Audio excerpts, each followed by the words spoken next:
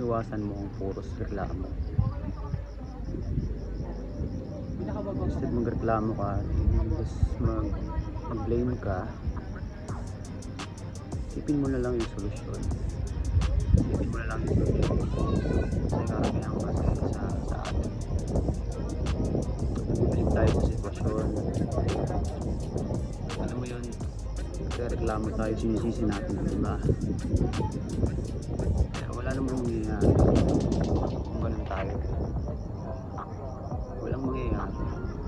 Ang logic doon, dapat mag-isip tayo ng solusyon para yung problema na yun lutas natin, hindi na tumagal.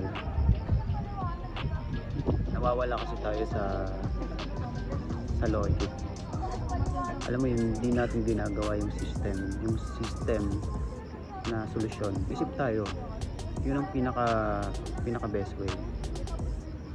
Isipin natin yung tamang sistema dun sa problema na yun. Paano masolusyonan yun? Mag-adjust tayo. Ang problema kasi sa atin, sinisisi natin yung nasa paligid natin, yung panahon, yung mga tao, etc. Hindi natin pinagpupukusan yung sarili natin. Ano ba yung gagawin natin?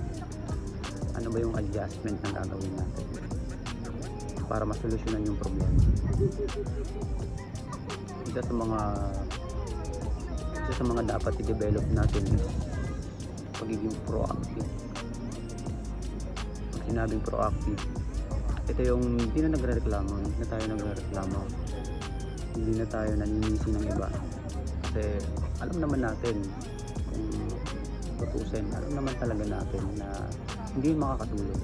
Nadadala lang tayo sa emotion. Kasi lahat tayo ng emotion. Nadadala tayo sa emotion natin. Pero ang pinaka dapat mong gawin pagka ganun, magkaroon tayo ng self-control. Kontrolin natin yung sarili natin. Kontrolin natin.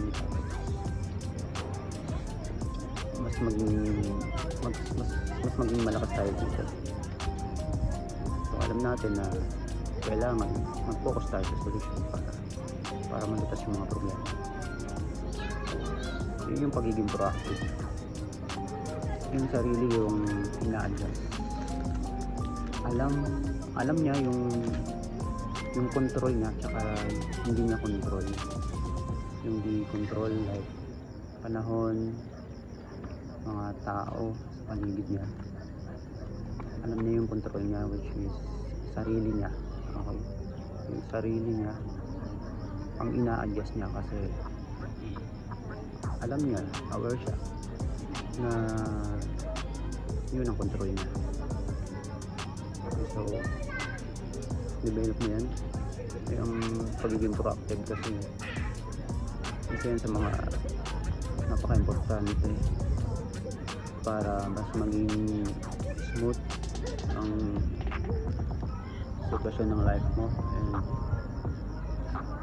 maiwasan mo yung isang gamakmak na problema. Okay, yun lang ang aking nasi-share and I hope na maging okay, maging